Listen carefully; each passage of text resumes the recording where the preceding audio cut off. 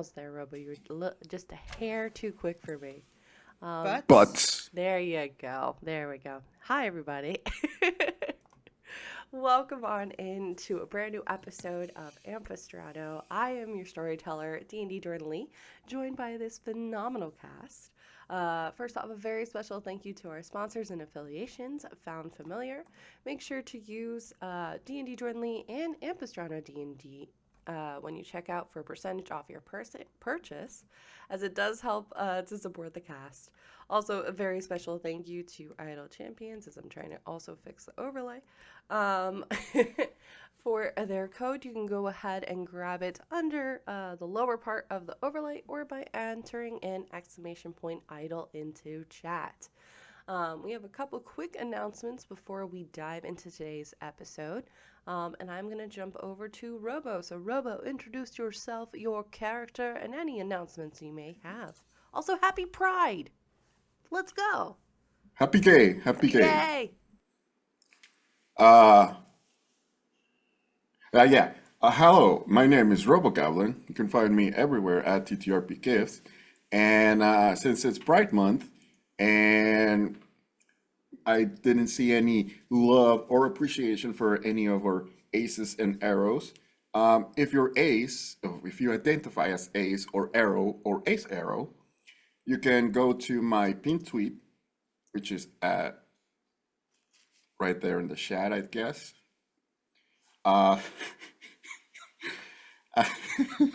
Sometime later. It's in our Zoom chat, not your chat. You guys don't get to see It's it. in the I'm Zoom grabbing chat. it In right Twitch now. chat, only we in Zoom chat get to see it. Yeah, there you go. I just posted it. And you can sign up for a game or a panel. I'm also looking for people who have come out as ace or arrow after their 30s, or if they came out like in the last 2 years. So we can have like a panel for that. And if you do, then sign up, and it's gonna be fun. Thank you. Yay! And you're playing Toby, the Autumn Druid, correct? Yes, Toby, the Autumn Druid, Yeah. and Wildfire, he, him. Yeah. That's it. Perfect. April. I am April. She, they. Also ace. I just wanted to say that. Yeah. And I'm playing Aurea. She, her. I love it. Any announcements? The April? Moon Fairy. No. No, I don't have anything. Okay. I probably do, but I don't know. Keep an eye on April's socials because she'll be announcing something very soon once she has the clear to do it. The game's been announced. I just haven't put the work in to make a formal announcement on the internet. I was trying to have save been you. busy. Don't save. I don't need to be saved. I've been busy. You'll get a have been graphic busy. soon. Love it. And last but not least, and again, the true owner of the channel, I am just merely here. Fair.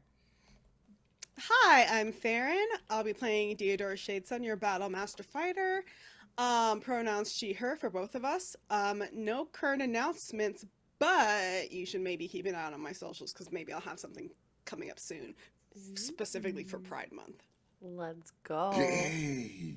Also, big ups to Robo for the plug on that one. That's all I'll say.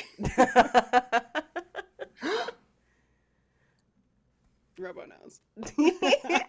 I want to know. I What wanna does Robo know. get to know? I Feel can't. left out. I'll tell y'all later. Just remind me. Okay. Sorry, I'm like I can't talk about it out loud. Rude.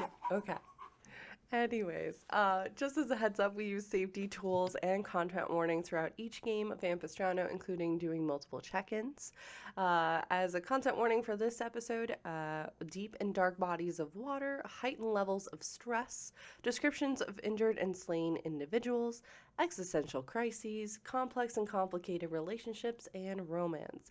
We at the Haven and Vale want you to be safe, so if you need to step away, please do. You and your safety matter. Also, again, reminder, we have these lovely emotes. I'm going to show them off again. They were made by the incredible Wicked Snack. So if you subscribe to the channel, you can get a lovely little Toby with their cheesecake or Aurea about to pummel you. There's lots of options here. So, just consider subscribing to the channel. It helps to support all of us, as well as our amazing artist, Wicked Snack. So, go check that out and go commission them because they're incredible. Um, let's see. Today is the last day that the Tiltify link will be open for PCRF. I will be switching it over as of tomorrow because thanks to the lovely work of Robo, who is tirelessly working to make this place better. Shush. Um, we've been matched up with a family in Palestine that we're going to be helping. So we're going to be raising money all month long, both on the Ampistrano streams and on my regular streams to help support them. So stay tuned for information on how you can support them. And again, if you want to get involved, I believe Robo also has yet another survey you can fill out to get matched up with a family through Olive Branch.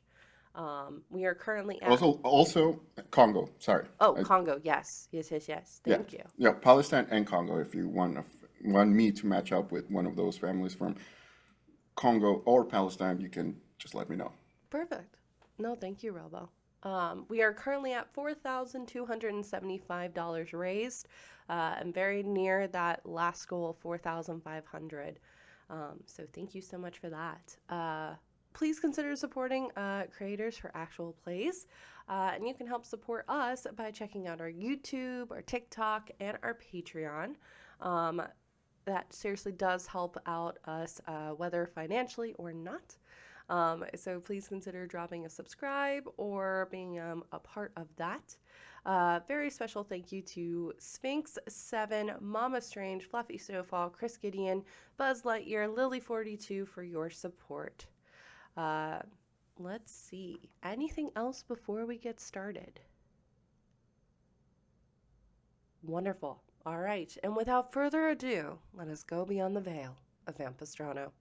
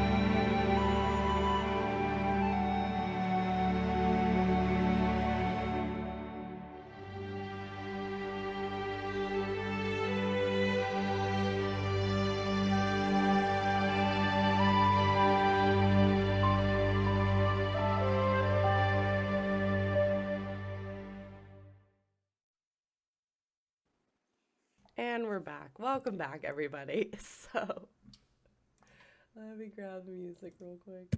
I'm so all over the place today. It's not even funny. There we go. So, when last we left our adventurers, the group sneakily explored a small shop within the town of Vania, discovering that it was no ordinary merchant post, but rather a hideout for information and goods to be passed. Barely escaping the notice of the growing undead presence at the shop, the group headed out of town into a massive lake where a submerged temple was discovered. The group carefully made their way around the lake itself, making their way to the other side and resting for the evening, some finding rest a little bit more easily than others. As dawn approached the next day, although it's difficult to tell as it's still extremely overcast, everything having a very grayish tinge to everything. The trees looking dead, almost like kindling just sticking out of the ground. The dirt itself, all of you could feel the difference. It was dustied, almost like a desert storm had rolled through here. There's no nutrients in the earth. As each of you awake, some feeling more rested than others, what do?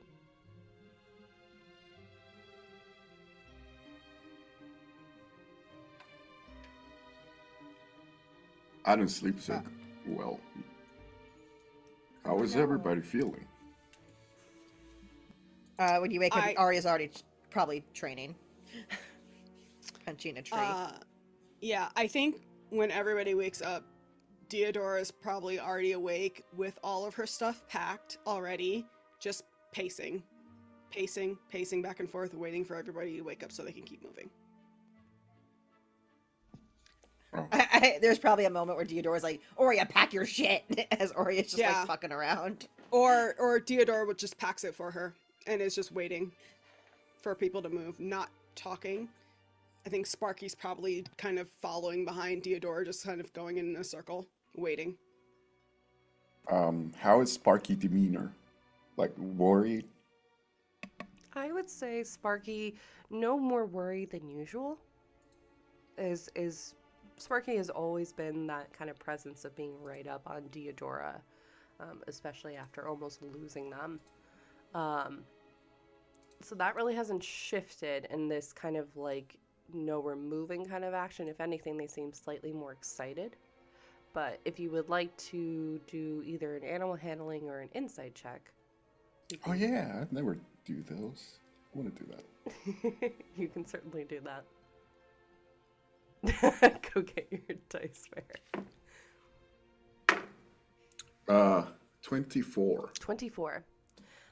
There's definitely the demeanor of excitement that's kind of ever present with Sparky and whatever they do. That's why Beans is never really properly happy being around Sparky. Just the excitable nature that they have. You do see, it's very slight. There's a hesitancy. Eyes kind of shifting around. And that could be from just where you all are. You can tell that it doesn't look like Sparky got much sleep last night either. There's a little bit of a weariness behind the eyes. They seem a little bit on edge, a little bit concerned, but nothing's really coming to your mind first as to anything else that might be causing this. Okay. I'll just pocket that. And like get all my stuff and be ready in like less than a minute.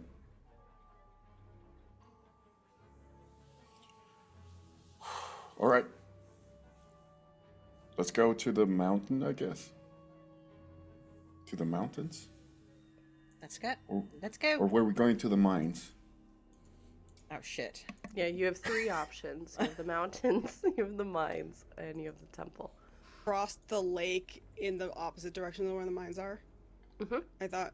Yeah, so you did. We don't have the mines as an option unless we want to double back. We don't go Deodora backwards, will not only allow y'all to forwards. We're like sharks. Deodora, if you guys try to double back, Deodora's not going to go with you. Or you can only fly forward. Canon. It's not true. It's not true. Mm-hmm. It's Good canon. to know. I'll remember that. No, you can't take it back. You can't take it back. Yeah, I'll remember that. So yeah, let's go to the mountains then. Okay. Can I please get a survival check from the group? 23. 23. Minute. What's his exhaustion do? So that Gives you disadvantage on ability checks. Yep. This was not an ability. Was this ability check? Yes, Yeah. because it's like a skill check. God damn it. I did so 26 for Deodora. Thank you. 11. 11. And Robo, since you're rolling for Blackstone did suffer a level of exhaustion, so that will be with a disadvantage. Does Draven have a level of exhaustion? No, Draven passed. Okay. Draven got 13. Okay. 13. 13. Okay. And who is moving first within the group? Probably Theodora. Theodora. Yeah, Theodora. Okay. And are you Oria moving... close by overhead. Okay. Okay. So you all set out from this makeshift camp that you've been able to kind of set up.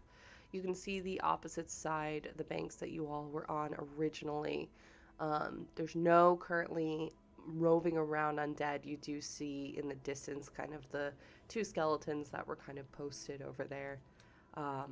As you slowly make your way through the trees around the lake, heading towards the Serenian Mountains, which kind of loom up ahead of you.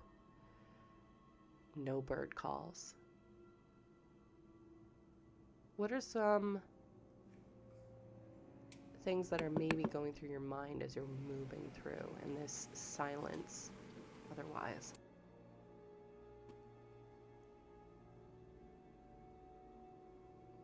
Who? Me? Anybody. So, yeah, you. Yeah. Yes, me. Go ahead. No, go, you. Theodora's just focused on getting up the mountain. Okay. There's something up there she needs to get, and she's gonna get it. Can you roll a D100 for me? You know, it's so funny. I was just thinking, because I had my D10s out, and I was like, my percentile. I was like, I'm not gonna need these. I literally just thought that. I read your mind. 57. 57. Okay.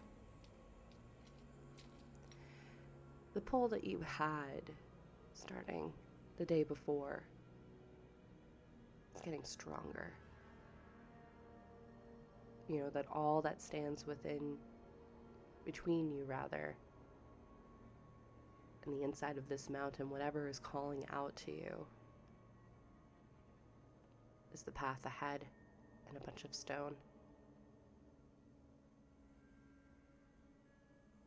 And it seems to bolster your movement slightly.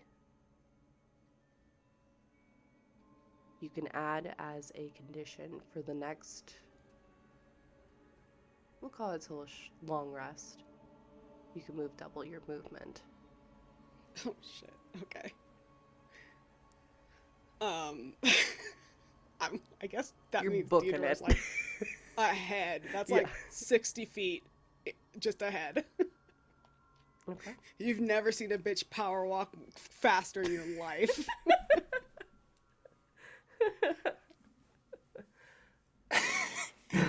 Oria, Toby. Oria is now struggling to just keep up with Theodora. What are some thoughts that are coming through Oria's mind about this? How the fuck did she get so fast? Slow down, please! I say Little- nothing. Little wings trying so hard to keep up. Love it. And Toby is like a mile away from them because he's so little he can't keep up. Oria swings back, picks up Toby, and just tries to start dashing. Wait, Mr. Frodo! It's kind of like Samwise going after. Oria and Toby, can you roll D100s for me, please? I don't have a D1.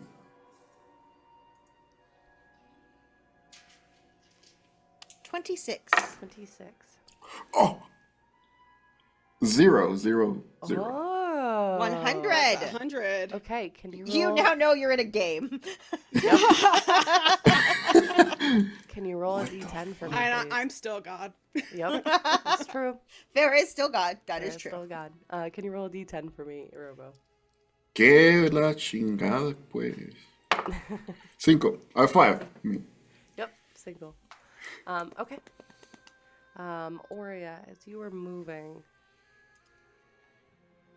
you find that it's taking a little bit more energy to fly. You're still upright, but especially now that you've grabbed Toby, you're noticing the difference a little bit. You're having to flap your wings a little bit harder. And just drop Toby. Ah! Yeah, just fall. I would do that. Okay. You're still able to fly, but you find that you will need to reduce your strength score until a long rest by 3. Okay. Oh, not roll strength. Toby, you have been over this time trying to connect with the nature around you. Almost frustratingly so.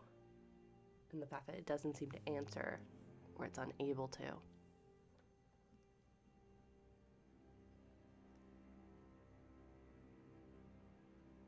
Something feels different.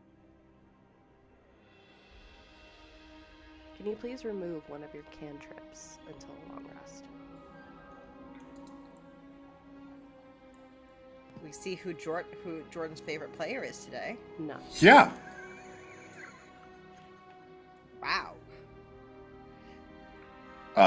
Whatever, or just roll for it. Yeah, let's roll. I'll let you roll for it, yeah. I was gonna choose Please don't do that. for you, but then I didn't want you to be like not the white woman choosing, turning You know that me whole so thing. well. So I was like, I'm gonna just let Robo do it. No! Oh, Jesus, what did you lose? what'd you lose? God, Jordan is so Prestidigitation. paranoid. Which one? Yeah, the cantrip that you used every fucking time, the one that nobody even knew that you had because you never fucking used it. Now you're upset. You have Correct. prestidigitation? I didn't even know I had it, so thank you, Honestly, Jordan. this might as well just be a permanent removal, to be honest. Yeah, to be honest, I didn't even know I had it, so thank you. You're We could have welcome. been clean this Places. whole time. Listen. It feels like as you're kind of going through your head, trying to. Oh, wait. I was looking at Oh, Blackstones. Oh my god. Sorry. Blackstone lost No, prestidigitation. don't. We're don't. going yeah. I was gonna say A that makes sense Blackstone for lost Blackstone to prestidigitation. have it. Would I Delete you- also had Blackstone. prestidigitation, but I didn't lose Jesus that one. Christ. I lost minor illusion. Okay. Oh, the cantrip that you use every fucking session? I didn't know Oh you my had that god. As you've been trying to connect with nature and using a variety of different spells, you feel yourself losing a bit of that knowledge. You're trying to gain something, this connection, but in order to gain something, you're losing something in the process. Perfect. You are. This is like, I know I lost something, but I don't know what it is. Yes. It's very much like, Fucking we were just ADHD. talking about this. It's on the tip of my tongue. You can almost picture it, but it's just shadow. That is too real. Let's skip it in game, Jordan. That's too real. It's like I understand as a neurospicy person what that means. Okay. Can I get, and this will be the last roll for a little bit, can I get a perception roll as you all are going? Perception? Yep, perception.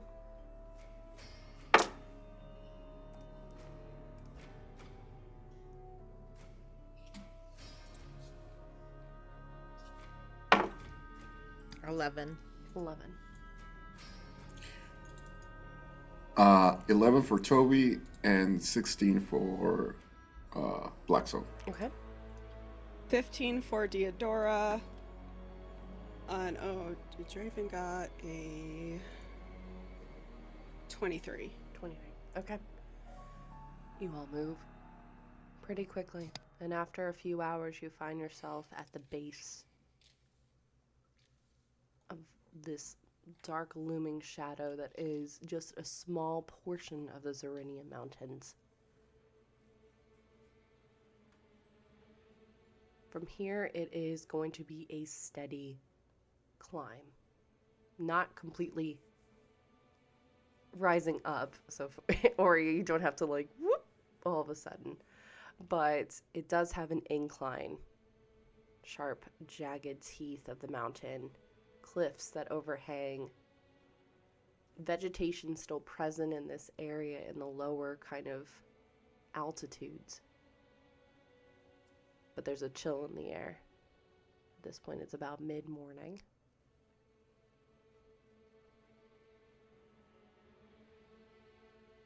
Or, Deodora, you're still leading the group, aren't you? Yes. Okay. And how are you going to be moving about to ensure that the rest of your group is going to be with you? Or do you at all?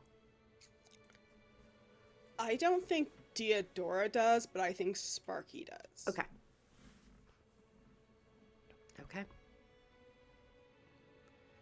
You all begin your trek up the mountain.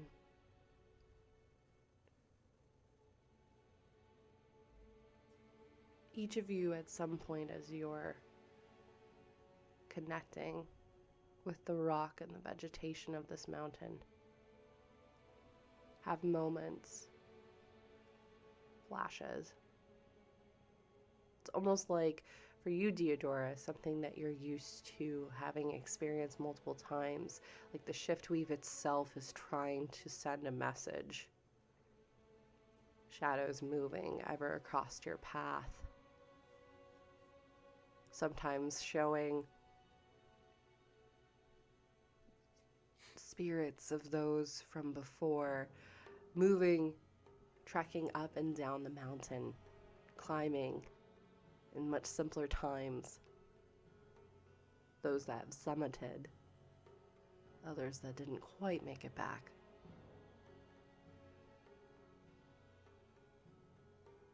And it feels like their eyes are on all of you as you continue pressing up the mountain.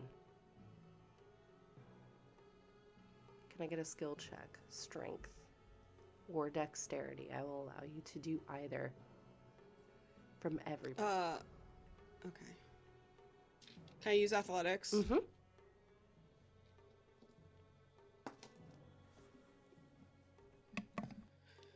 Seven. Stupid disadvantage. Silly disadvantage, damn but it. yes. Silly disadvantage. There you go.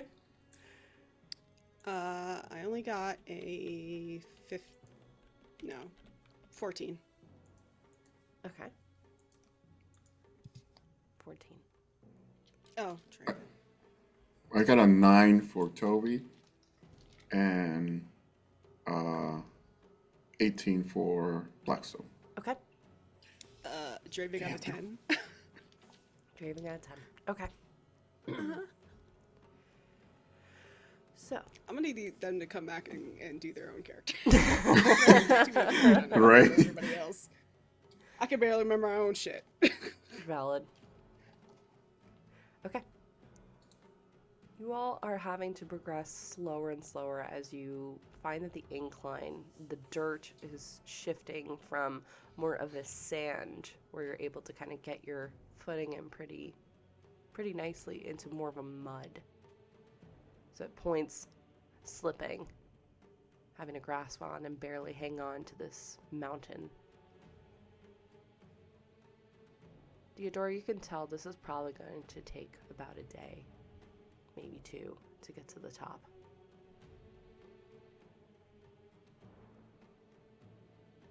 Few of you catch yourselves just barely. Oria, I'm assuming you're just kind of flying again, so... Yeah, I'm not touching the ground. I'm flying. Yep, I'm keeping speed with everyone else. I kind of imagine, like, I know, like, you're like, oh, this is a useless skill, but, like, since you now have the monk ability to just go up walls, Yep. I imagine you, like, you're still flying, you're not touching the ground, but you're, like, like, fully horizontal, just moving up the Yep. I'm like in like a mime in an elevator going up. Yeah. Very much. With Toby and Bjorn. Toby Yes. Bjorn. And we'll say for your role, Oria, it's just maybe it's the altitude shift. You're having a little bit of Makes sense. difficulty kind of keeping pace with the group. as they're making excellent time. Does mud count as a liquid surface? Yes, it does. It does. Okay. I'm gonna try to ritual cast water walk on everybody. Okay. Can you roll a d20, please? Oh my god, Jordan, during Pride Month. I'm gay too. What do you want? It's so that's what makes it funny. Just a straight roll? Yep. It's a d20. 18. Okay. You start to cast water walk. And for a good couple of minutes, nothing happens. Doesn't seem like it's really working. And then it's very slight. Almost like a whisper on the wind. You can feel the spell starting to take.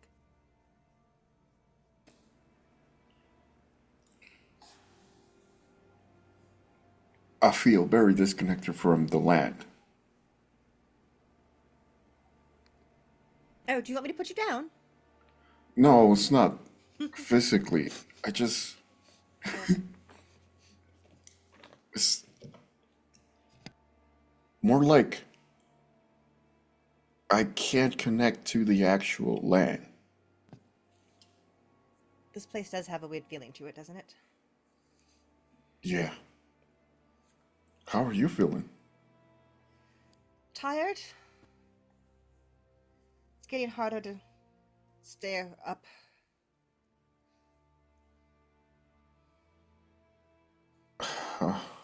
I don't know if this can work. Or I just kind of. Toby reaches for your hand and tries to cast Lesser Restoration.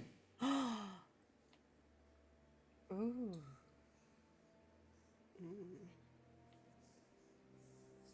Okay. Can you roll another d20, please? No!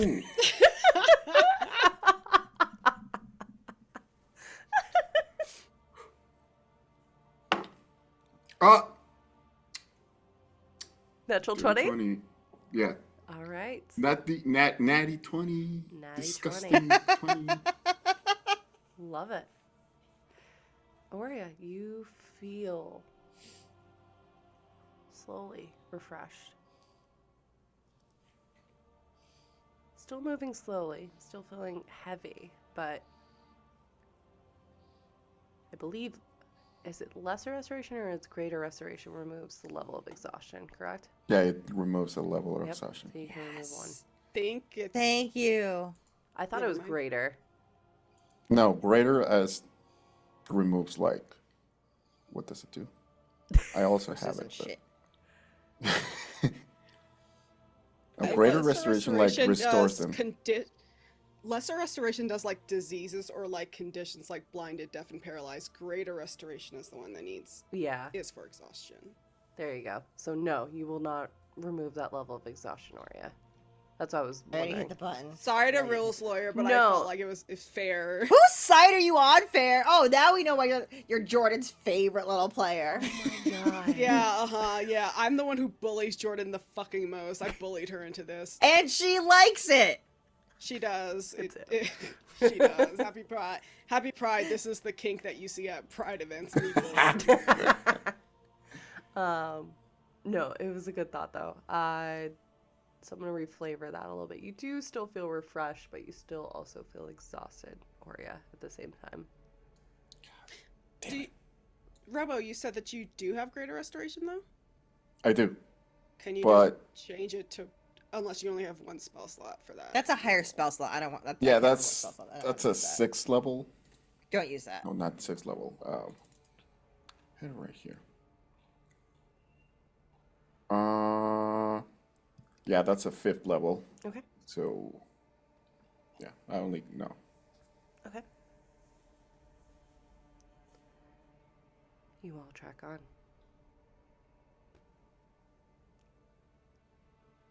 As the day continues, still kind of slowly moving up this steady incline, muscles starting to feel the strain. You're using a lot of energy to push up. You can feel the air starting to thin ever so slightly as you work your way up this mountain. As evening kind of settles in, you're about to be in darkness on the side of a mountain. Do you press on, or are you going to camp for the night?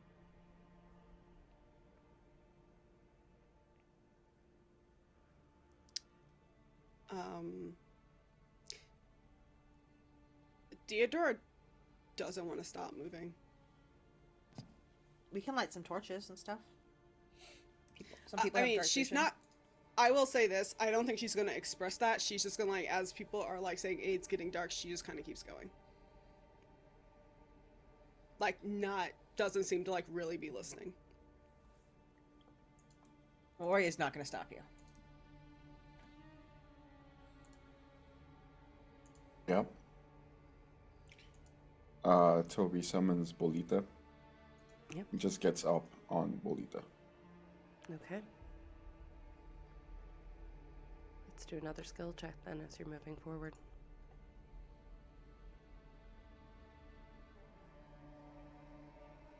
What is that? So you'll need to do another either strength or dexterity as you are continuing to climb. I have a question. Yes. Since Toby cast Water Walk on us, which kind of, like, eliminates, like, the slippery aspect of, like, the muddy, can we maybe roll with advantage on that, since we have, like, this kind of buff that's helping us? I'll allow it. Yeah. Okay. So everyone who has exhaustion can just roll flat. 13. 13. My disadvantage was at a natural 20. Oh. But you just roll straight. Yep. Don't. Yeah, but I had already rolled it, and the 13 was first. The natural 20 was the second. Oh. Yeah. Oh, hell yeah! Natural Natural 20? 20 for me, There you go. and 18 for Blackstone. Okay. 21 for Theodora, and 27 for Draven. Perfect. Okay. Oh, yeah, Draven does have exhaustion. Yes, he does. Oh, he does? No, he doesn't. Sorry. I was missing Blackstone and Draven for a second because I had their sheets up too. No, Draven does not have exhaustion. Okay. You all push through the darkness, and as what little light did illuminate this area disappears, the bitter cold settles in. The cold that seems to just settle, not biting,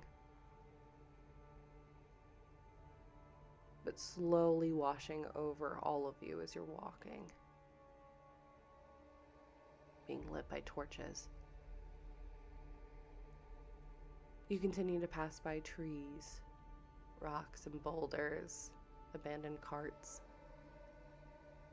And eventually to the right, you see what appears to be the skeleton remains of a small camp. Several bedrolls that have been set up along a long dead fire.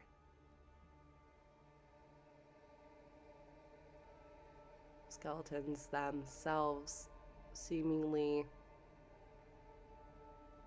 not in a state of panic. I'll say this in terms of your passive perceptions. No one seemed to have been running off. You can still see over the kind of fire there is actually a small cauldron, largely rusted over. Several individuals that looked like they had been either talking to each other when death came to claim them. Well, I mean, you know what Cribble's gonna do. I start blasting. Blasted.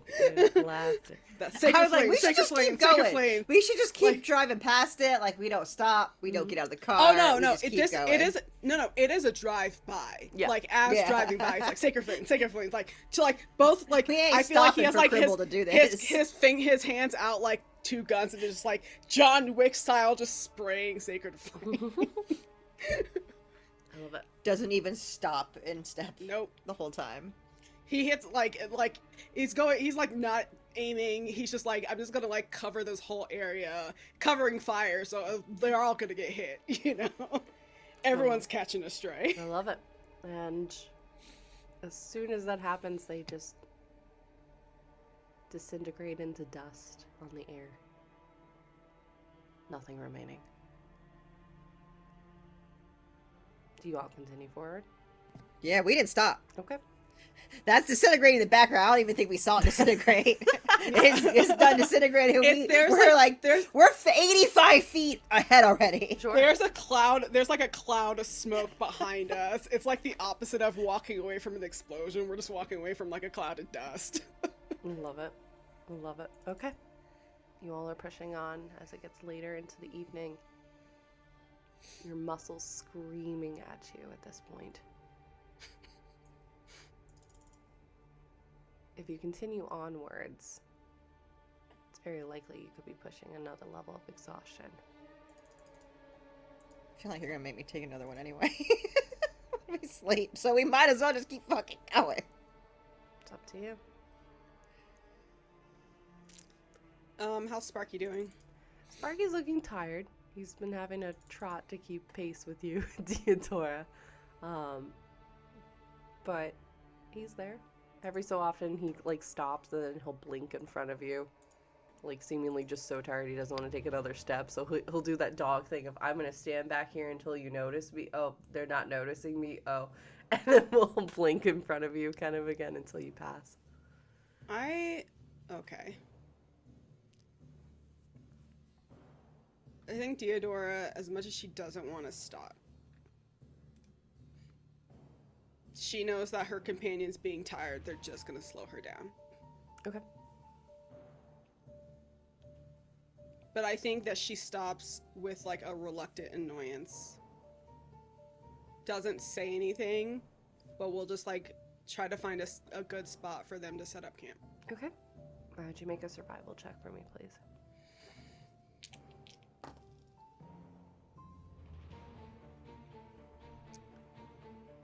That's gonna be 24. Okay. Probably about 30 to 40 minutes past the outcropping, the remains of that camp. You do find what looks to be kind of a secondary. Almost like this whole area in itself was kind of like where base camp would be for mountain climbing. You find clusters of these kind of tents that largely have been worn away, ripped on the sides, barely holding together. A ghost town of tents, so to speak, around this area. It looks like they could give you some excellent coverage. There's a large boulder that's kind of marking the edge of this kind of area as well. Seemingly a lot of markers, and you can actually see tied around the boulder, it looks almost like a bunch of flags have been kind of tied around, ribbons, offerings, giving you a little bit of shelter. Okay. Yeah, I think Deodora just kind of unceremoniously drops her stuff and starts to set up her own, like her, like bedroll and stuff. Sure. No fire.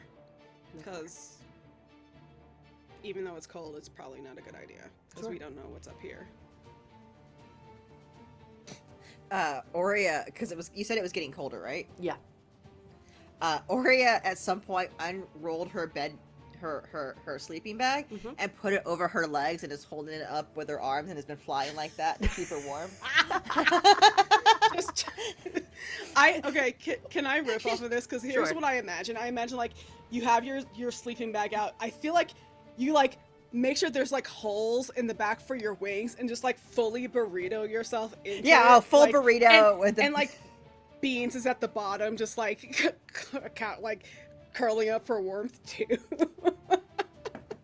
Yeah, to kind of give you an idea about like in terms of temperature, since you all have gotten here, it's been relatively cooler, but y'all had kind of been used to it already just because it's fall in Ampistrano. So kind of the 60s, the 50s at night for the most part.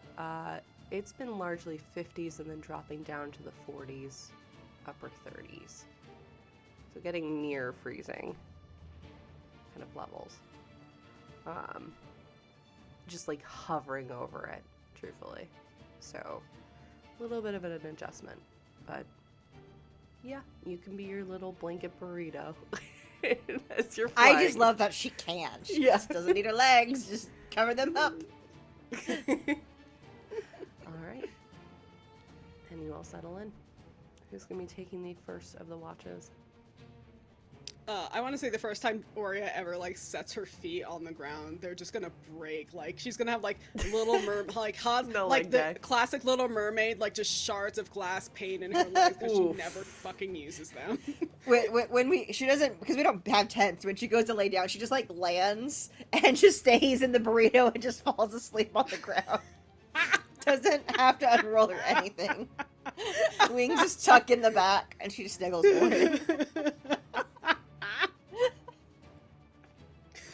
I love it. I think who did first watch last time? I believe it was Toby. Okay. Well, Toby's not here to vouch for himself, so I'll say since Draven and Cribble didn't do a watch last, the rest they'll just take the first one. Okay. All right. If you wouldn't mind rolling, and I'll roll for Blackstone. Thank you. What is this? Sorry. It's a perception check. or Yep. this is not the right character sheet.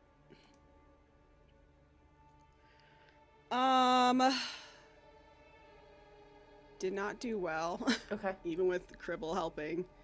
Got a 10. I don't want to use any of Dimple's inspiration without his permission, so. Sure. No, that makes sense. And also don't know how many he has. I think he's got like 3. He does not have a lot, so that makes Okay. sense. Okay.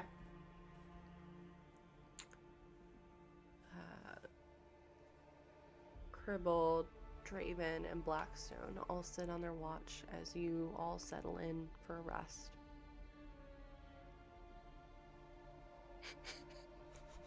Toby coming back to camp right at that moment.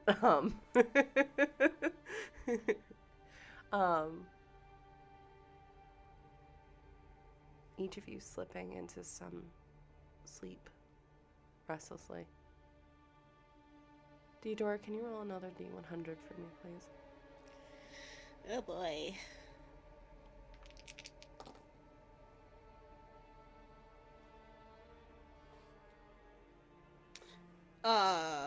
I guess that would be 90? Because I 90. got an 80 and then a 10. Okay. So. It's 800. It's I got 800. Yeah. Yeah.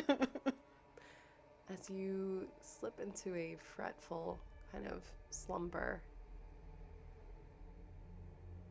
you find yourself, even in your dreams, staring at that mountain. As the sky around you changes, day, night, overcast, sunny.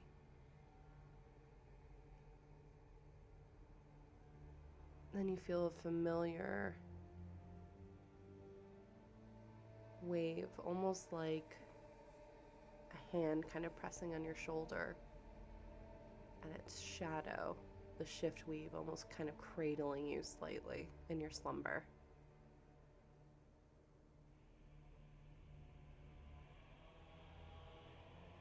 In your mind you hear a voice, and it's not one, it's thousands.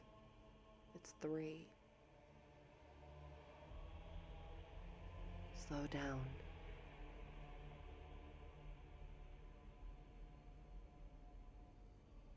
Tread carefully, Dreamwalker, or you may lose yourself along the way.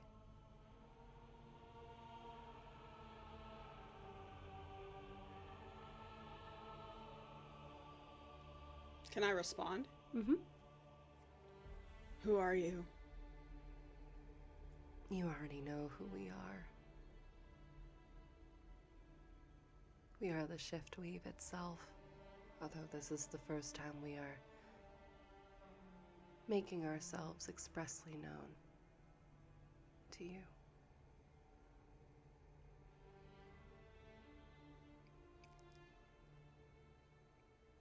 I have to get up there. We understand. We are not saying that you should not go. But look at those that tread forward without a thought, without patience, without practice. They found themselves in far over their head, and as they speak, those shadows seem to coalesce slowly around you, kind of wrapping themselves and you in this embrace, and darkness envelops you. But again, it's that familiar darkness. There's not cold here. For the moment, you actually feel warmth, like a hug. And the shadows are shifting. It's not just a solid black. It's tinges of purples, of blues, of grays, the darkest whites of memory shifting like liquid ink on a page. And as this being speaks, again, memories are moving through, showing at one point, bringing up the memory of what you all discovered down in the library of the forest, of the Shiftweaven community, rushing to take action but not thinking everything through, not allowing themselves the time to breathe, plan, and execute a way forward. A portion of them being swallowed up by the void.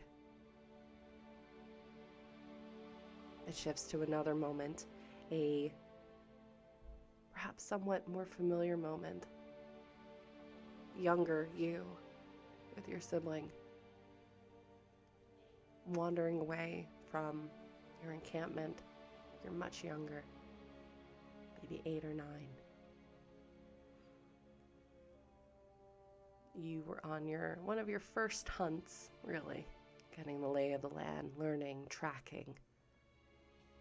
And at the word tracking, it also pans between two memories, this memory of you and your sibling, but this memory now of you teaching those same methods to Blackstone of how to tread carefully.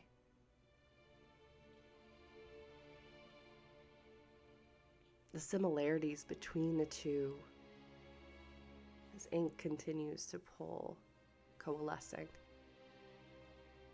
There's a moment in the memory with you and your brother where your patience lacked. You've been hunting for hours, and the monster inside you of hunger slowly eating away at your patience,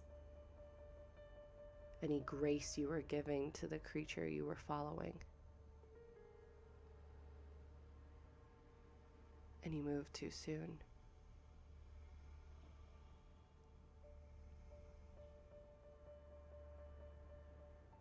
Your sibling was able to rescue as you found yourself in over your head as this mountain lion attempted to fight back. But your lack of patience, your lack of thought, did cause an injury to your brother.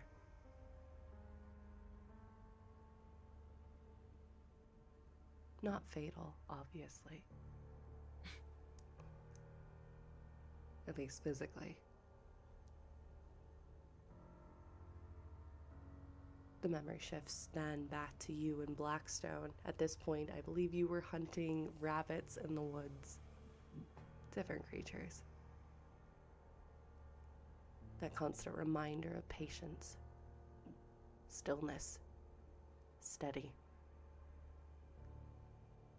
To feel the emotions that you feel, but not let that drown you. As both of those memories kind of shift back. You can kind of feel yourself being let go by the shift weave as it slowly, the ink droplets moving to the ground and unfurling to 3 beings of shadow and shade, formless. Ink constantly moving across them as they stand before you.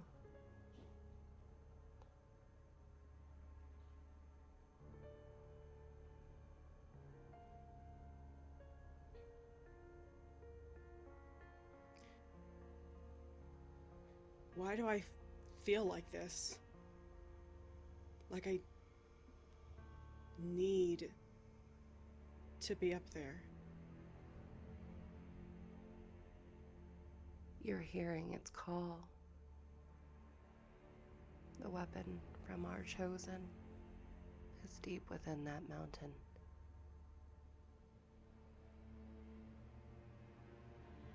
It's like a siren call calling to you.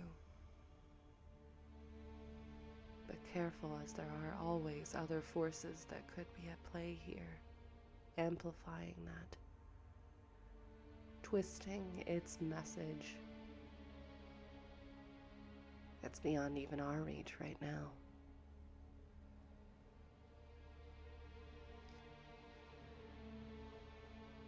Then how do I filter it out? The faces, emotionless, seem to all kind of move their heads, again, eyeless beings, to each other and then back at you. Remember your training. Stop. Breathe. Feel the earth beneath your boots.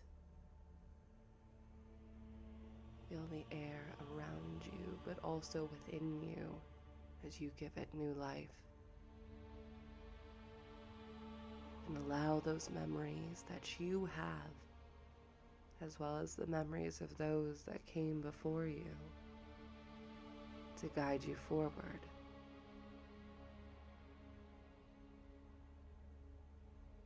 There will be times to rush. There will be times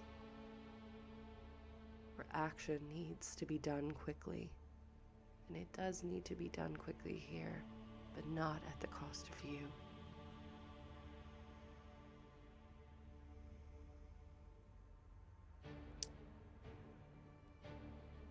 I think Theodora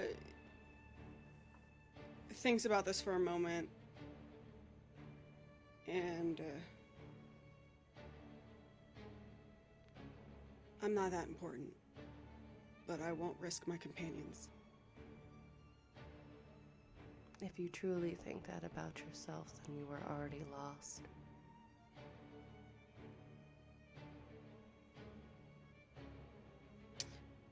I think you misunderstand me. The head moves slightly, almost in a question. You mistake my words as thinking that I don't believe in my own value. And that's not true. But my friends are just as valuable. I've already died for them once. You think I wouldn't do it again? No. We already are aware of that.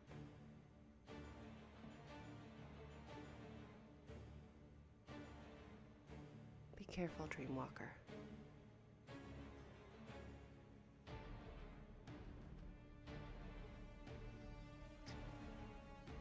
I can only say that I'll do my best. That's all you can do. As the vision slowly fades,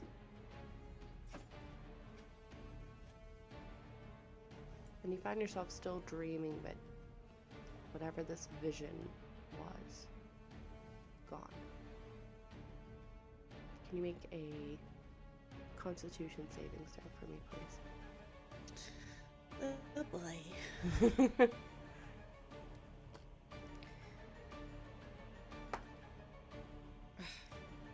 I'm gonna use inspiration. Okay. That is the wrong die.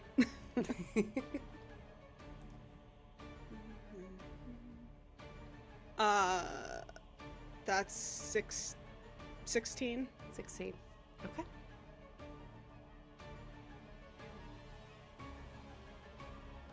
Aurea, That's me. you are sleeping. Can you roll a D100 for me, please?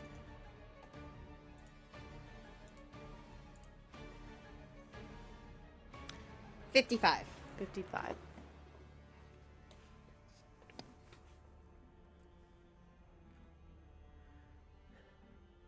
Sleep finds you eventually as well, Aurea.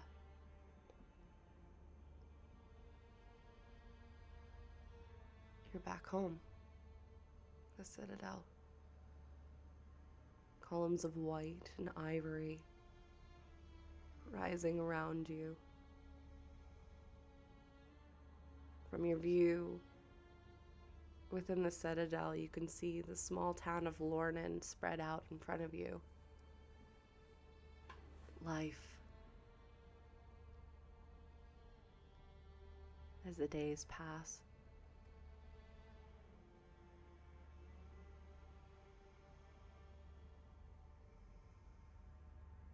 But it feels different. Feels empty.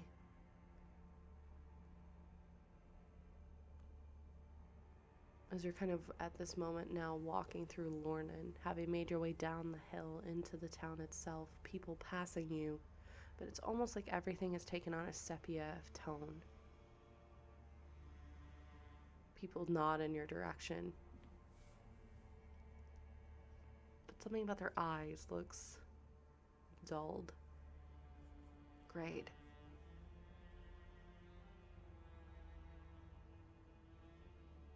You are the only being in this area that's moving in full colors of reds and oranges and browns.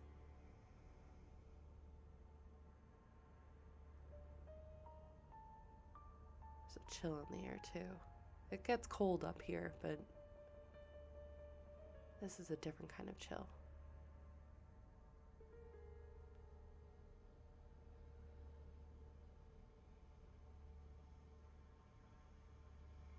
After wandering around aimlessly, you wind up back between the barrier between Lornan and the Citadel itself.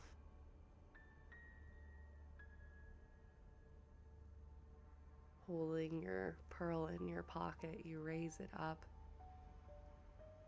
to allow entrance, and again, the barrier opens, expanding into the beauty that is the Citadel, the home of the fairies.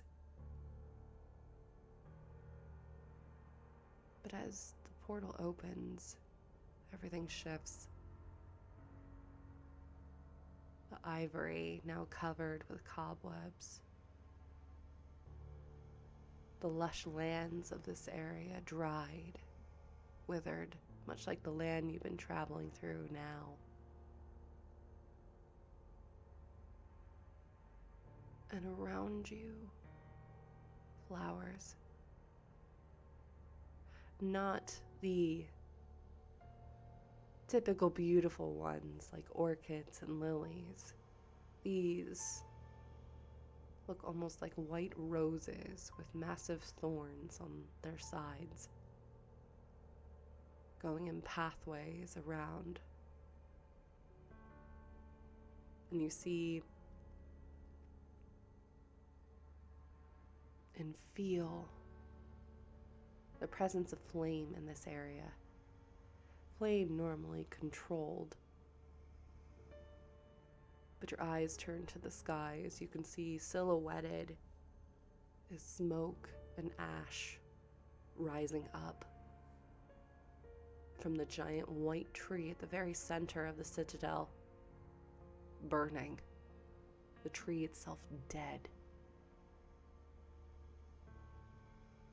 This tree connected to this almost river, which you know to be the River of Souls, where you and, well, future you and those that have come before you have often brought souls to be judged before moving on to other sections in this grand pantheon that is Ampistrano. The river of white and ivory, dulled, a sickening black, like mud, moving.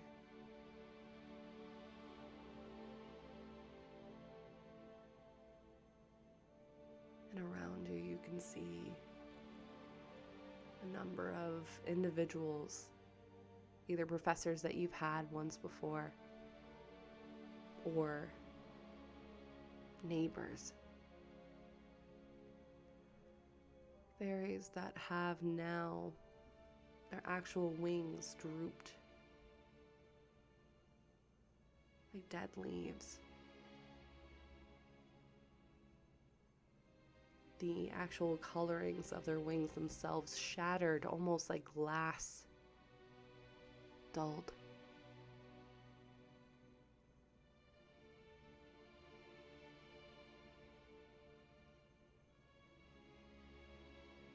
What do you do? I think Aurea is just going to move as fast as she can towards the tree. Okay. You move closer to the tree, and you can see the flames are now licking up the side of the tree itself, slowly overtaking the main trunk, where you see a lone figure there.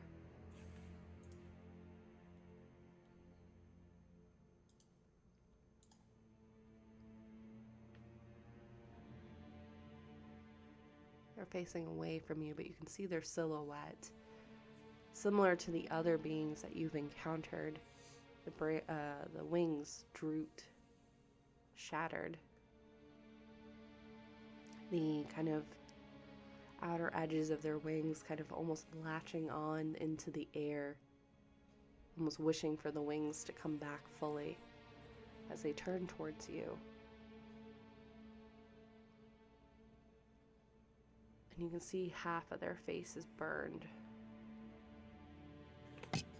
They're wearing robes of purple and blue that they're not high robes. They go just above where their collarbone is at. And at the very center of the chest, you can see that there is this black mark that seems to be veining up the sides of their neck.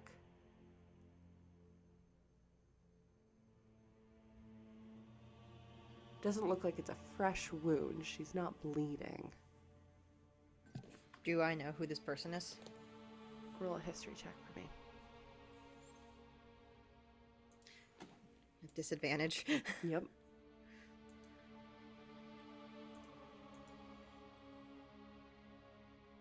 That'll be a natural one. Natural 1. Okay. For 2. 2. Okay. So no. It's on the tip of your tongue.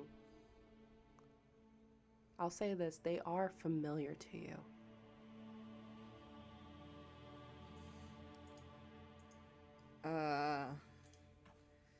I think at that, how far gone is the tree at all savable? It looks like it possibly could be. I don't have. I guess I druidcraft. I Okay. could snuff out small fires, so I'm going to try to not get close to her, but like kind of like that, do that fly back, and as I fly back, use the air from my wings to try to put out the fire. Sure. Which does not work in real life, but it No. might work with Druidcraft. Sure. Don't put air into a fryer to try to put Don't it out. do that. That is not the way to do it. Okay. You start to do No, that. fan the flames. It'll be fine. Yeah, It's yeah, sure. fine. April's how to do it YouTube video, how to stop a fire. Put gasoline and air into it. Okay.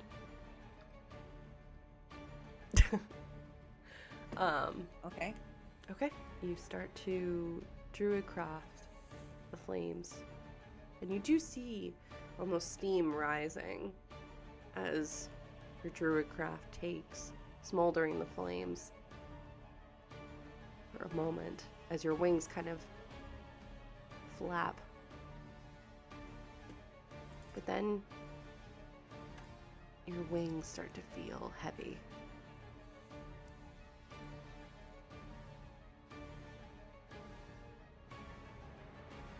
Everything starts to feel colder. And you slowly see, as you look back, your wings turning gray. Just starts flying away Sure. as fast as possible in the other direction. You start Trying to leave. flying away in the opposite direction. And almost as soon as you step away or fly away, even a little bit, the tree again ignites. The figure again turning back towards the tree, looking lost and heartbroken. I've been crying steadily this whole time. Aurea is in a full-on Yeah. abandon everything. This is not a brave look. This is a very pathetic look. She is just like saying, okay, this is above my pay grade. If I turn around and don't see this, it's not happening. I'm leaving. Like, she's headed out of the citadel, Yes, out of this I place. figured as much. You Not her fly problem. as quickly as you can. And that sepia gray continues to engulf your wings. And then you feel a prick. It sounds like glass shattering.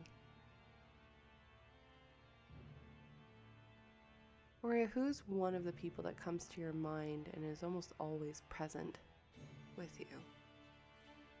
Oh, man. Hold on.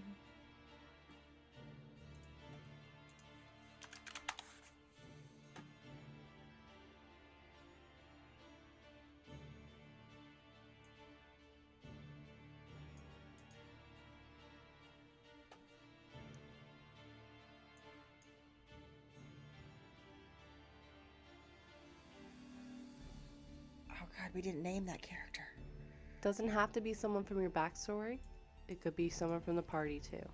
This is Okay, you, then you it's still Theodora. have the knowledge of everybody. This is not before you started traveling. Then she is just thinking about getting to Deodora, back to Deodora as fast as she can. Okay. As that happens, Theodora, who's always on the sidelines of your memory, comes to the forefront. Bravo. I lied, it's not Toby. Toby's on the forefront of my mind. You just look like the It great was pumpkin Theodora, but fucking slow- rising robo that fucking slowly. threw me so bad. You have those memories of Deodora surfacing in your mind. Of the fun times, the two of you in Fight Club, the two of you meeting on the road and you turning into a plant. All of those moments, and as that's happening, it's almost like cobwebs of icicles start forming around those memories and slowly overtaking those memories.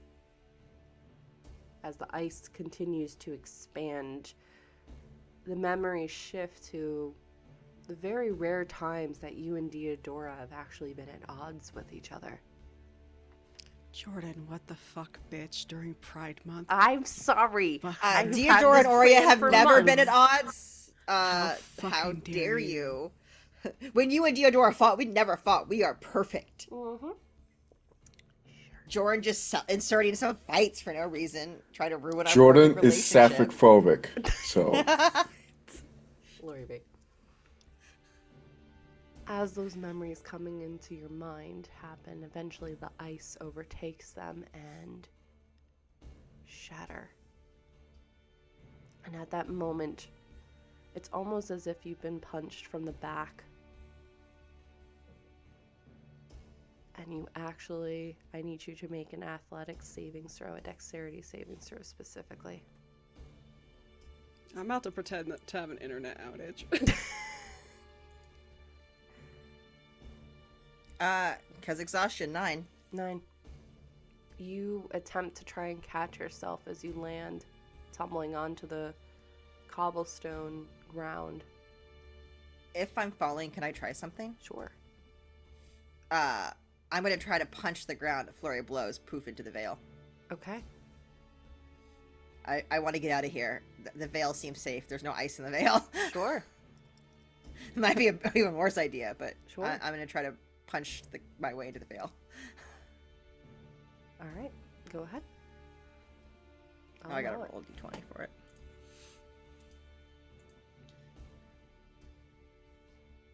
I did not do it! I didn't do it! Fucking stupid dice. Silly dice. Silly dice. You go to punch the ground, and for a moment, the veil flickers around you before it quickly resolves itself, not abandoning you, but just unable to keep that connection with you as you slam into the cobblestone ground. Your left wing, you can see it's in tatters.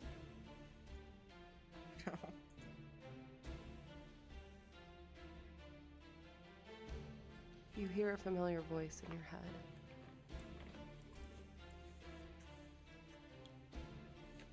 Do you abandon yourself in this time? Ignoring it, pushes herself up and just starts running, You run. which is much slower than her flying speed.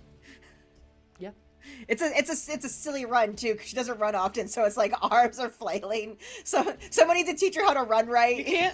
You can't account for the wings on your back, so you're just like, especially like one now that one is like a little damaged, so you're just off balance as fuck. Yeah, it's not a good run.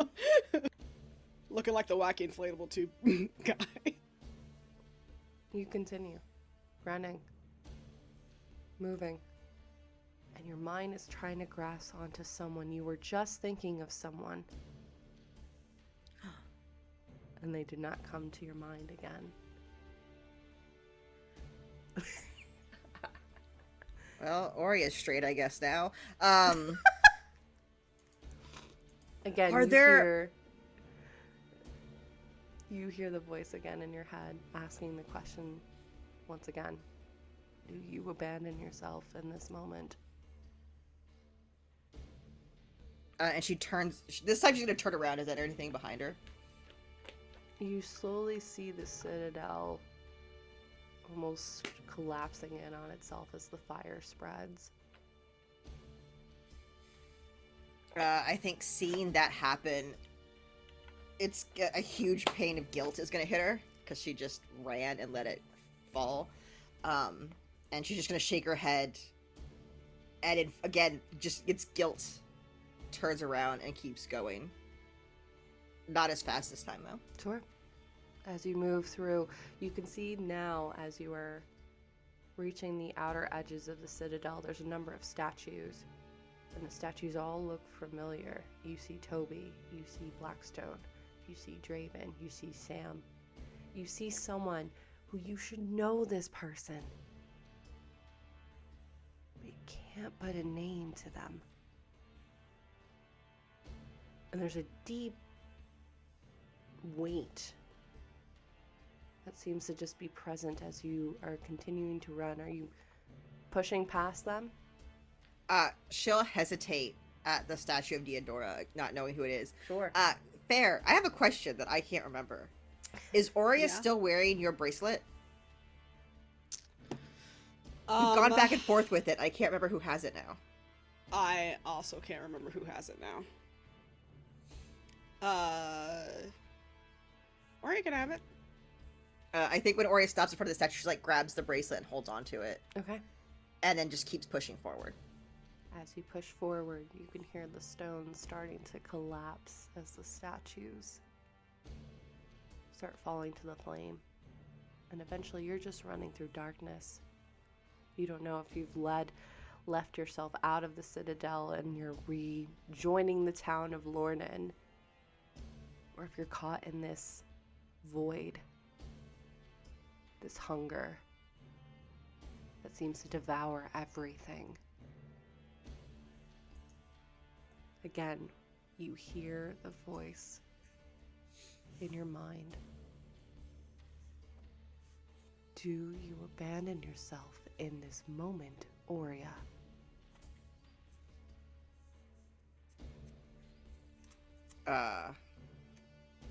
She's gonna like spin around in the dark and like, who are you? Just like scream, who are you? No one's there. But you hear the voice. It's frailer. You know this voice. It's the lady. But her connection with you is weak. Either weakened by what's happening to the Citadel and to you right now, or perhaps there's something happening to her. I think once she realizes it's the Lady of the Veil who's been talking to her, like, everything snaps into place. Like, she's been going off pure fear this entire time, not remembering anything really or what she needs to do, and that kind of snaps her back. And she just stops and just says, "What do I do?" Why do you run? Fear. That's not her voice. Nope. She's British. Yeah, fear. But you've done that your whole life, and you are probably one of the most fearless people I've ever met. So why do you run?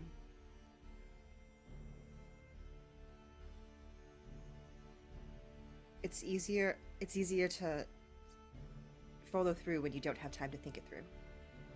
But is it better? To run?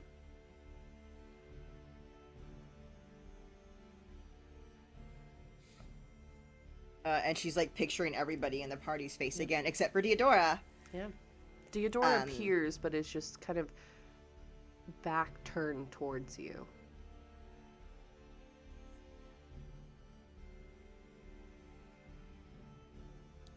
And she's just, well, they need me, don't they?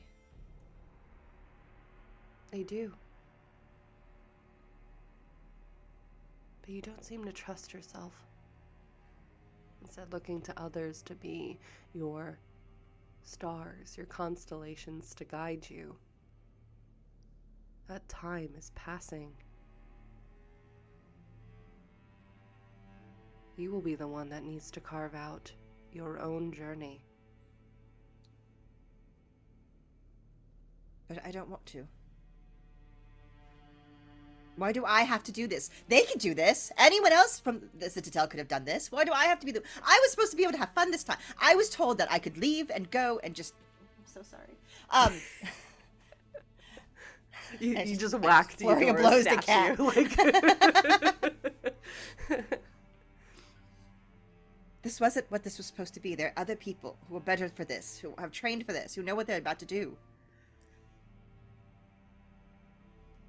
What makes you think that you are not skilled enough to handle this? I don't want it. So oftentimes, the responsibilities that we don't want, we're actually the most ready for. She kind of like spins on her heel and just like sits down, like plops on the ground, kind of defiantly like a child. Now that she like is talking to the Lady of the Veil, Tantrum all a you lot want. of that fear of that, like her running, is kind of gone. Your weariness to want to hear the call, to rise up to the potential that you already have, but you won't allow yourself to feel. I think it's the unknown. I think you worry that if you give yourself over to these other responsibilities and things, gifts, as she says all this, like the books of your mind of memories kind of hover. The faces of your friends, the back of Theodora, all hovering at the same time. She does have a good back end. All begin to hover. That will come at a cost. So yes, you can continue on as you are. But are you willing up to give these people up? Those constellations of friendships, those lives that you've had ripple effects on. You'd be giving all of that up, going off on your own, which is what, interestingly enough, I think you're fighting against. Isn't that the point? To give them all up eventually, to go back? Not to feel real entanglements in the real world? How long until I can never see them again? That has never been any of my commandments within my domains.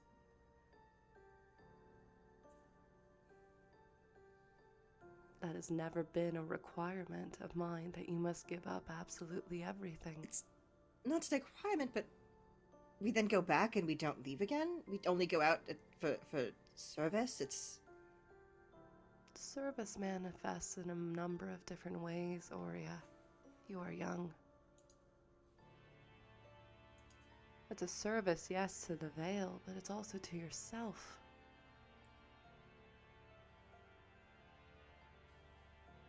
Do not look at this as shackles to hold you to me. I feel that resentment. It is what is able to give you the ability to fly.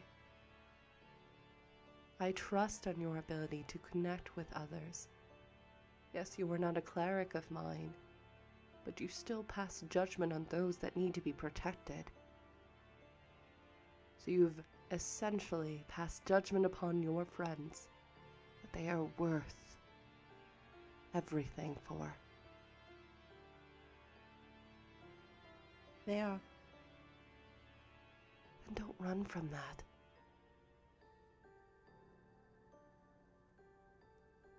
Do not shackle yourself.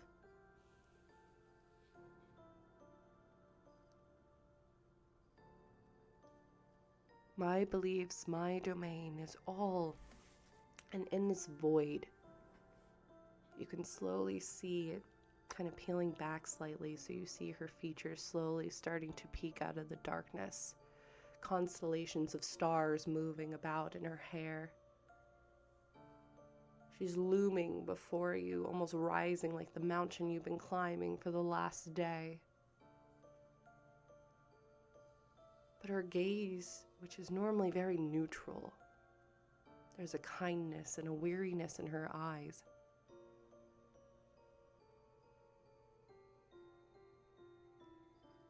You do not need to give them up to serve me.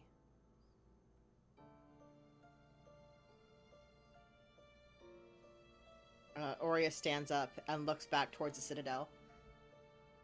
Do they know what is happening yet, or what is coming? They don't have all the information. They've been trying to reach you, but where you've been the last few weeks, first within Felk, now here, their connection is difficult. Will you warn them? I'll do what I can. Even my magic is failing. Aurea stands up, kind of shakes everything off. Well, then you're right. I can't keep running.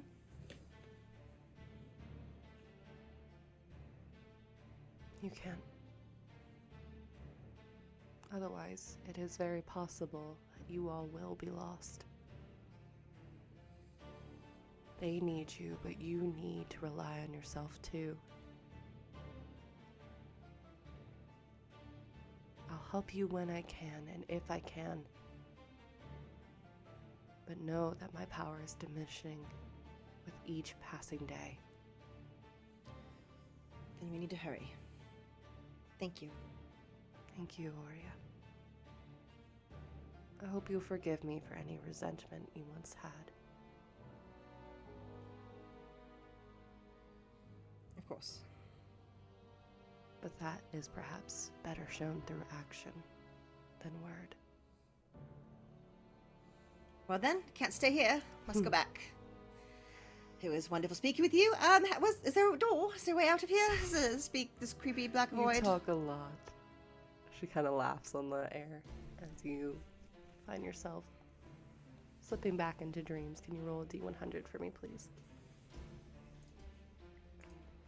You lose the ability to do everything. 39. 39. Okay. You now have no arms. No.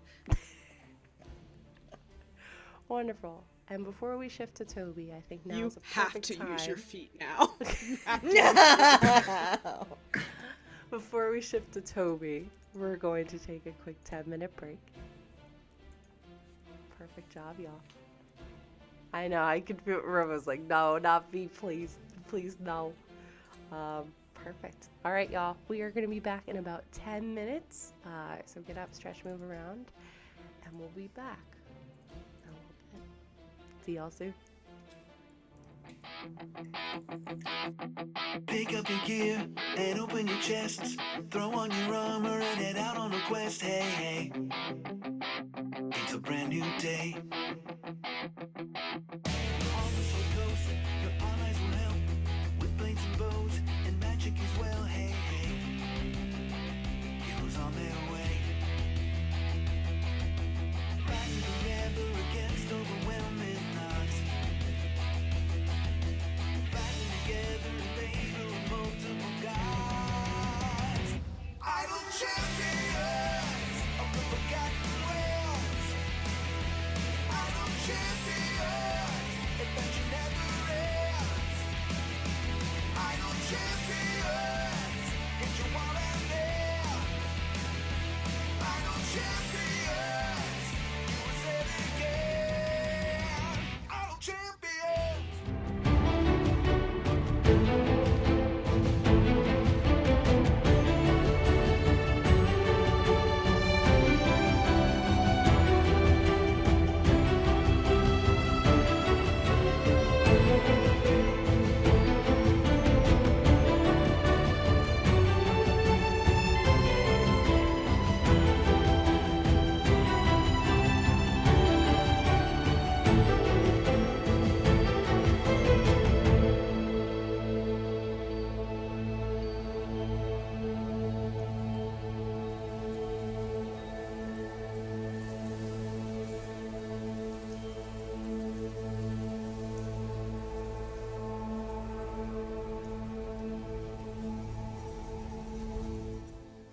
Moist buttholes.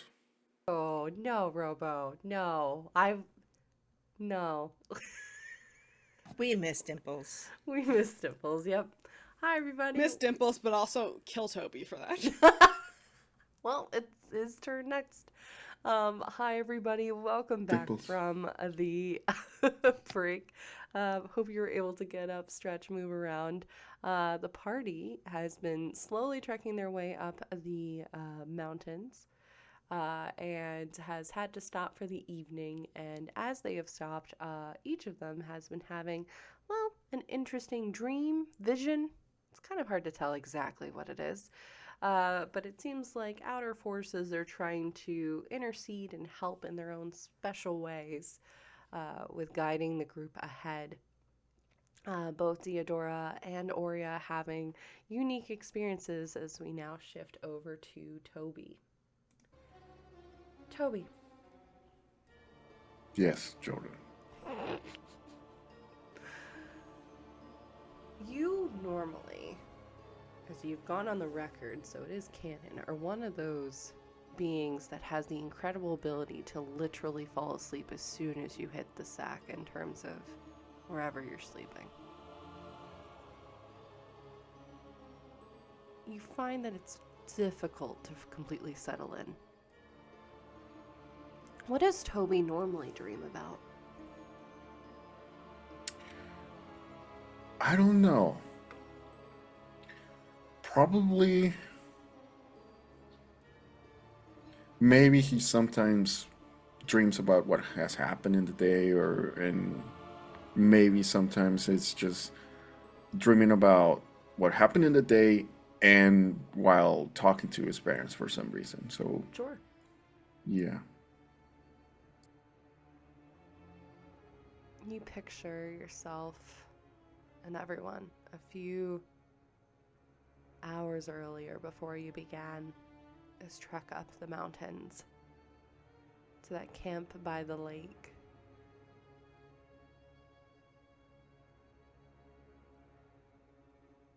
Is Toby known to be a swimmer? Uh, he likes to swim. Okay. Yeah.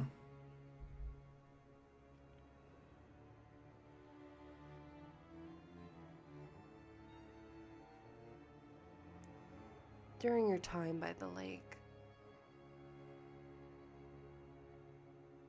there were moments you caught yourself staring at it.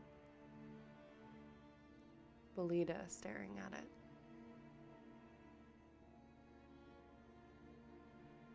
A pull, almost like a question. Not exactly said, but definitely on the air. You have been reaching out to nature this entire time, and it has not been heeding your call as easily, if at all. Those bonds broken, siphoned away. And in this area of death and decay, there's life. Glimmers, like raindrops falling off of a petal on a flower.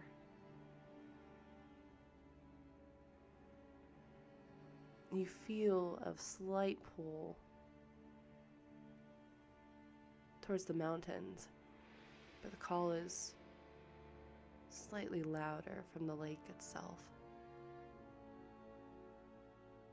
Or better yet, what might be in the lake.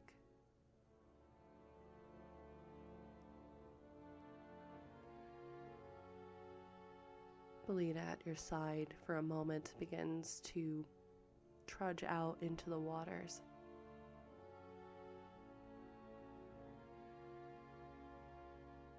And sinks into the darkness below.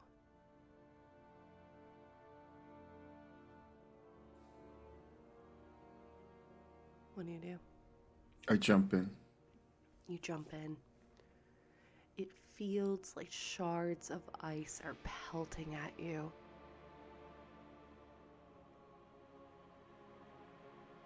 Toby, do you have dark vision? Yeah. Yes, I do. Okay. 60 feet. It's hard to see, but you can sense the light above you from the overcast sky. And beneath you, the source of where Belita is slowly swimming down towards this sickly teal and black coloring a mist from something far in the depths of this lake.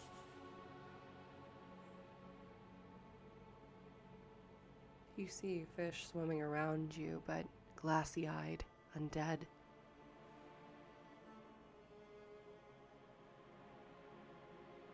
What do?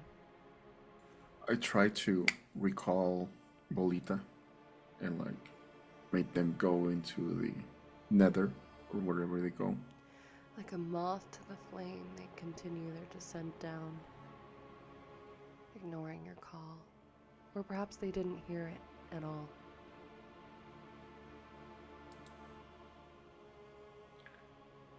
I wild shape into a dolphin. Okay. Dolphin Toby is here. Go ee.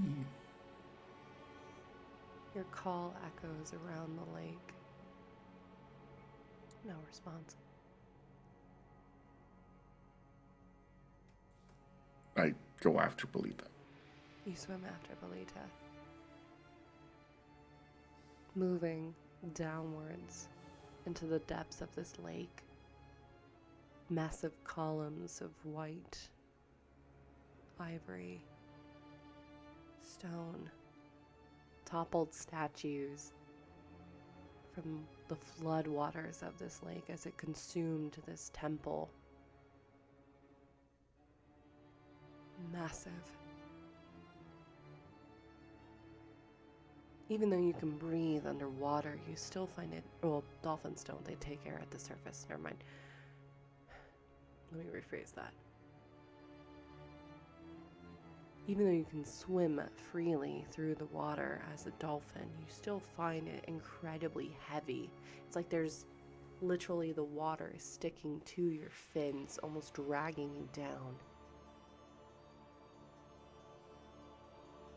As, again, through the kind of weed and vegetation of the lake itself, the lights shimmering of this sickly green.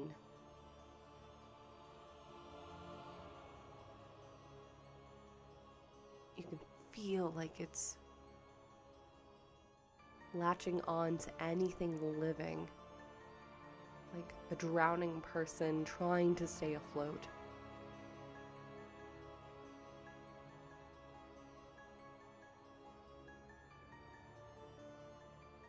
Do you continue forward? Yep. I try to swim in front. Or put myself in front of Belita. Okay. Eventually you do catch up with Belita. Past this grand courtyard at one point. Columns of stone toppled over. You can see what remains of what was once in the very center of this courtyard, a fountain. The figures themselves largely obscured by the vegetation, largely weeds that now are present here.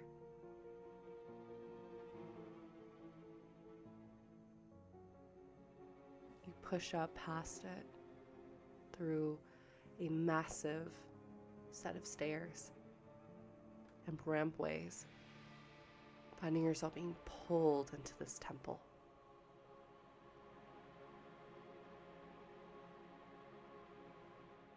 The goddess's face looming above you, almost watching your approach.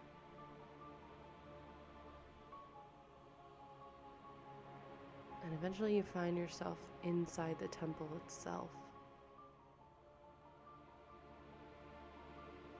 needing air.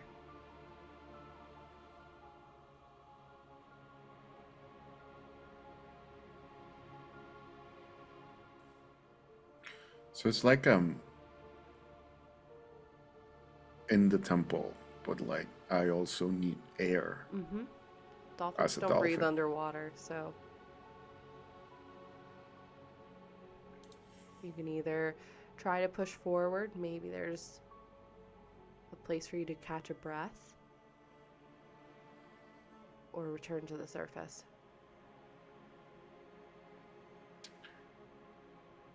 I turn into a crab. Okay. A giant crab. Okay. You turn into a crab. And do you push forward, or do you try to head back up to the surface? I try to push forward. Okay. You continue forward.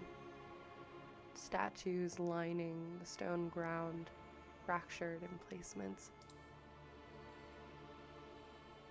there's a grand entranceway to the temple itself, and you can see in the very center of the room what appears to be almost a small bath or fountain that was used possibly for blessings. Skeletons lining the ground,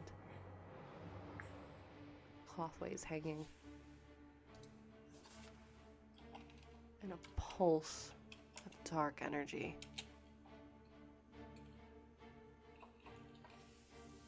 You're nearing the heart of this thing.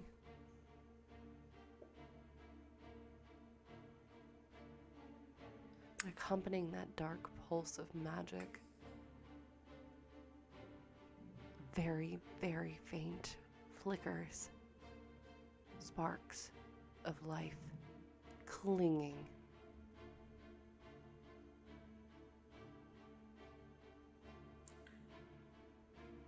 Do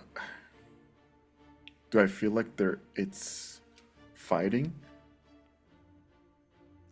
Can you clarify specifically? What do you mean by that exactly? Do you mean the darkness that's kind of around this temple, or are you talking about the glimmers of light? Yeah, the glimmers of light fighting the darkness. Essentially, yeah. They're fighting to stay lit.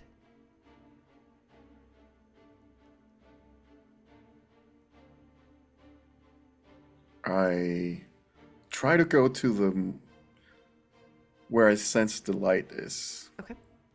more present. Okay. You find it's difficult through the navigation of this temple, wandering around. You're moving slowly as your crab. But you are able to make progress, Bolita kind of pushing you every so often.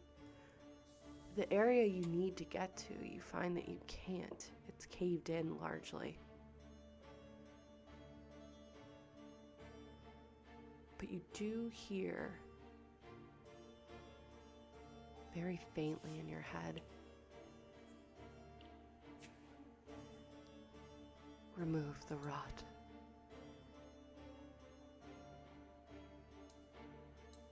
How? But like in crab, so Sure.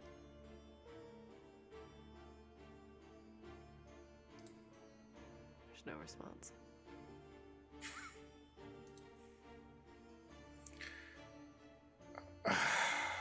all right. I'll try to swim to see if I can detect where the darkness is more present, Okay. or the rot is more present, The or rot. where is the rot. Yeah. Why don't you roll a nature check for me, please? Well, tell me what to do, Jor. Or a spirit check. Either one will be fine. What is it? What was it? You said survival or nature? Nature or No, they're spirit? about the same. Dirty, disgusting 20. Nice. Love it. The rot itself seems to be present around this entire temple. Indeed, in fact, in its entirety around the town and even trudging into the mountain itself. But the heart of it's here. Okay. Deep within this temple, locked within some chamber, which at your current standpoint you can't get to. And it's at this moment you also realize Bolita is no longer with you. I try to summon him.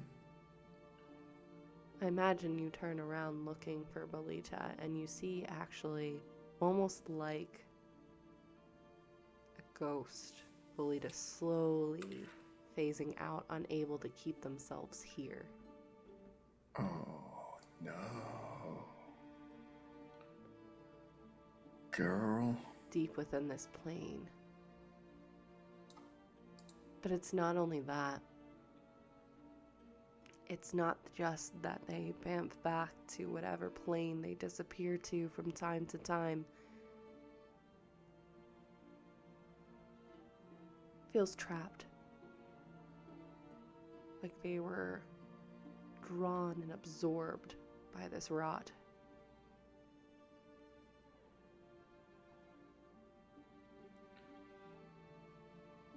Toby's pissed. So he turns back into Toby form Okay. and he puts both his arms like this. Mm-hmm.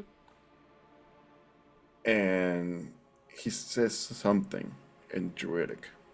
Okay. Druidic or And like Cortesian? Druidic. Okay. So he opens up, and as he opens up, this shimmering flicker of light tries to come in, Mm-hmm. and sort of like an explosion comes from him Okay. as he casts or tries to cast. Where was that? Well, burning hands, Okay. like into the water Okay. and into the temple where he feels the darkness is Sure. looming more. Can you roll a D100 for me, please?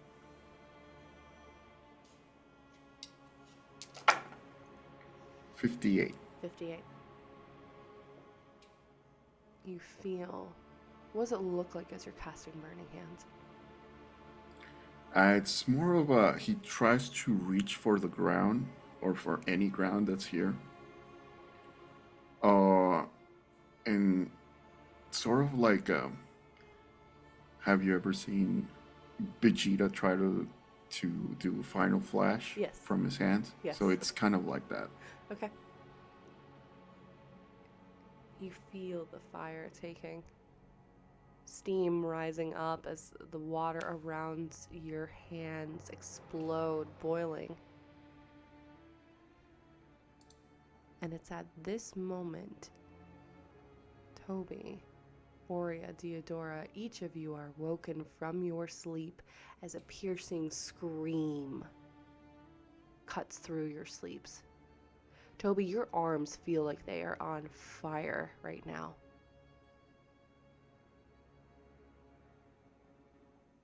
As you have cast Burning Hands, not just within your dream, but in reality. Am I still asleep? No, you are all coming to rise, but along with that, the base camp you find yourselves in seems to be coming alive as well, as a number of figures begin to rise from skeletons, not taking the shape of the skeletons themselves, a deathly scream, but draped in shadow. Faces of red eyes staring at all of you, rising up.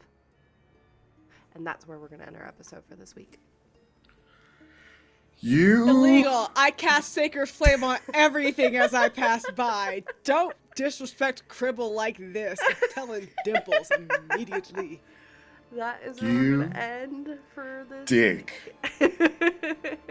Yeah, what's wrong? You've been a dickhead all day today. Yeah, who hurt you? What the fuck? Hi, everyone. Thank And you haven't so we always been on your side? Thank you so much for joining us for today's episode of Ampistrano. I've been your storyteller D&D Jordan Lee, and I've been joined by this incredible cast. I'm going to turn it over to Robo. Robo, why don't you tell everybody who you are, who you've been playing, and any announcements you may have. What the fuck? First of all, how fucking dare you? During Pride Month, our first game of Pride Month ever. Well, not ever, 2024. And you do that. So, hi, it's me, RoboGoblin. You can find me everywhere at TTRPGifts. I use any and all pronouns. If you want me to assign you a family trying to escape Palestine or Congo, you can just message me, or there's a couple of ways you can do that. You can go to another one of my tweets that it was the creators of Palestine, which now realize it's actually another thing. there's another creators of Palestine who are raising, who I think they raised like $1.5 million for Palestine. So tried to do that. Mine is more TTRPG, MTG creators. So if you want to do that, and I can assign a family to you, and and the Ace and Arrow thing, you can go to my tweet and sign up there. Awesome. I just poked it into the chat as well. Thank you, Robo. April.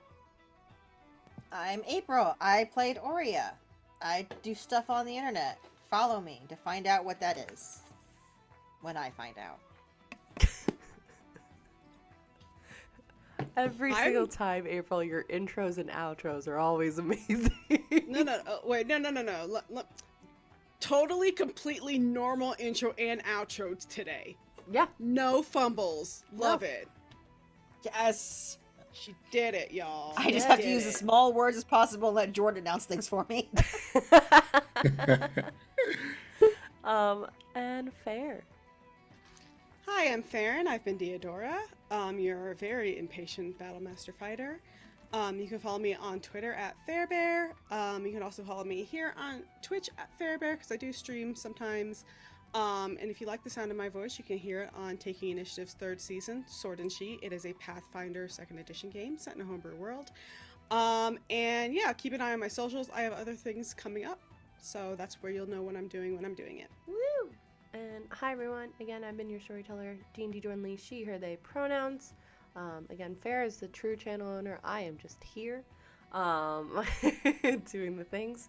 I will be back here tomorrow as we're going to finish up A Plague's Tale Requiem first thing in the morning at 11 a.m. So Eastern. So feel free to join.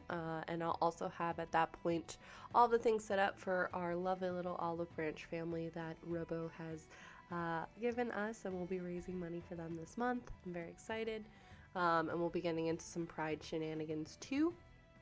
I'll be streaming on my channel this week, and then we'll be back with another episode of Ampistrano next Saturday. I think, fingers crossed, we'll have the whole cast.